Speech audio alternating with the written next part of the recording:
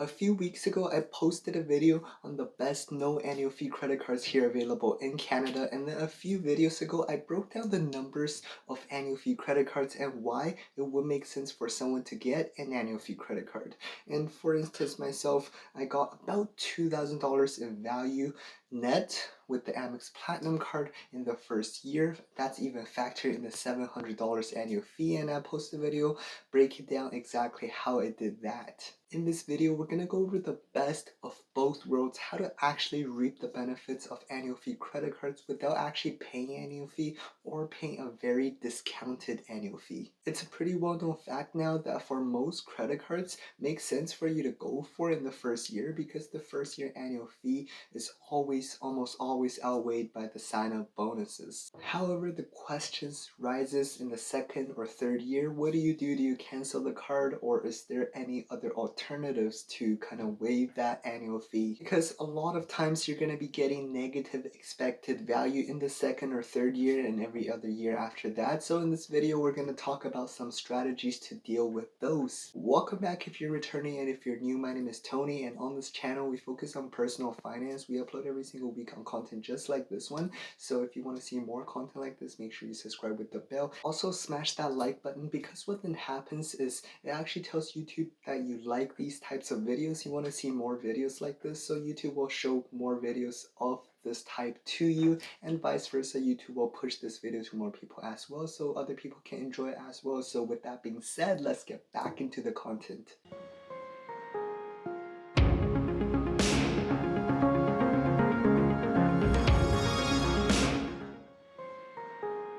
When talking about credit card annual fees, I like to put them into four categories.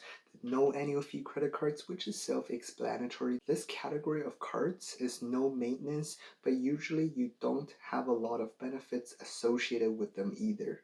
Then there's cards that carry an annual fee that gives you some sort of credit or benefit that offsets it each and every year. In this example, something like the Marriott Bonvoy card, which has an annual fee of $120 but gives you a free night with Marriott each year, which more than offsets the $120 annual fee. Then there's the cards with extremely high sign-up bonuses like the Amex Platinum or Business Platinum, in which the bonuses will outweigh the first year annual fee, but in the second or third year it will highly depend on the person. Take the Priority Pass for example. If you're someone who flies regularly, it's a no-brainer, but if you're someone that flies maybe not even once a year, then it's really a wasted benefit. And then there's cards in between, like the Visa Infinite tier of cards or the World Elite tier of cards for MasterCards.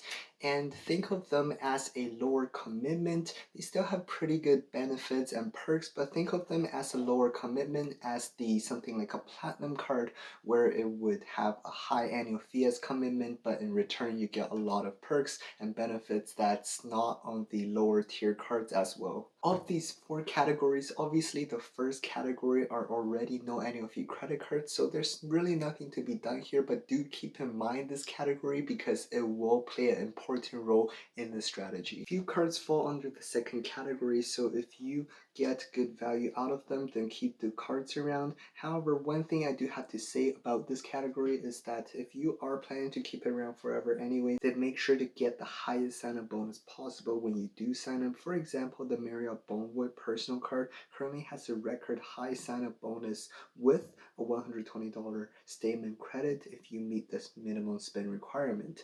This 65K offer compared to a previous 50K offer with no statement credits makes a huge difference.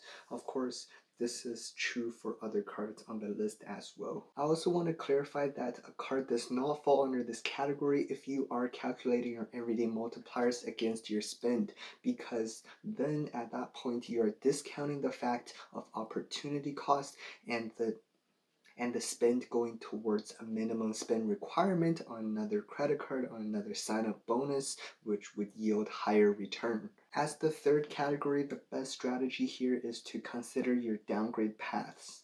Now, not every card has a downgrade path, so do keep this in mind. For example, the Business Platinum currently cannot actually be downgraded to the Business Gold despite them being in the same family. However, with other cards, you might downgrade to a low or no annual fee credit card. This keeps your credit file open while not paying an annual fee, and you always want to do this instead of canceling, because this keeps your credit file open with the bank, with the issuer, so you can keep that relationship without paying a high annual fee. Another thing is you can always try calling them and try to get that annual fee waived in a form of retention offers. Sometimes these offers will get you statement credits, or sometimes they will give you points, and especially with what's going on around the world right now, it's very possible that you might be offered one of these retention offers depending on your spend on the card and your relationship with the issuer. A lot of people are afraid to call and ask because they're afraid of rejection, but in reality, a quick phone call may just save you $120, and if you ask me, I'll do that every single time. And if you really do think about it, if you never called, you would have ended up with the same result as the worst result, as in them saying no. Obviously, there's always an option to cancel every single card, but in my opinion, you always want to downgrade the cards to no annual fee cards if you had the option instead of canceling the card. This last category is the most fun, and there's some cool strategies associated with this category. First of all, you'll notice a lot of these cards in this tier already offers a first year annual fee waiver. This allows you to sample the cards while getting a fat sign-up bonus. Speaking of this, because there's an abundance of cards that fall under this category, you always want to choose a card with a higher sign-up bonus. As the second year annual fee is approaching, you can, in addition to the previous strategies mentioned earlier, like the annual fee waivers, like the calling of retention, like the downgrades, you can always have this strategy in this tier, which is to have opening bank accounts that will waive your second year annual fee, and these accounts will usually be free if you have a minimum balance in there. If not for bank accounts, other than the other strategies mentioned earlier, you can always do product switching, and I went in depth on product switching strategies with a lot of these issuers, for example the TD, so I'll link that video above and also down in the description. If you haven't checked it out, make sure to check it out. It's a really cool strategy that basically gets you unlimited sign-up bonuses each and every year. So using these tips and tricks, I really hope you guys can maximize your credit card rewards and maybe take your points and miles collecting game to the next level, because as good as no annual fee credit cards are, as carefree as they are, they're just not the same in terms of level of rewards. And as for these annual fee credit cards, I just wanted to show you that sometimes it does make some sense to pay out of pocket just to earn more money in return. And it's not just credit card, you guys, it's business and life in general as well. If you can spend $1 to get $2 back, I would take that every single time. And also there's some other options within this video as well, right, that would allow you to get an annual fee credit card without actually paying an annual fee or paying a lower annual fee than the general public. I really hope you guys enjoyed the video, you guys, and I really hope that you learned something. Thank you so much for watching. If you did enjoy, make sure you smash that like button, because it tells YouTube to show this video to more people, and it tells YouTube to show you more videos like this as well. And also, if you're not yet subscribed, make sure you subscribe with the bell to see more content just like this one, uploading every single week. Leave a comment down below and let me know if I missed any strategies and which one of these strategies are your favorite. So as always, have an amazing day. Peace.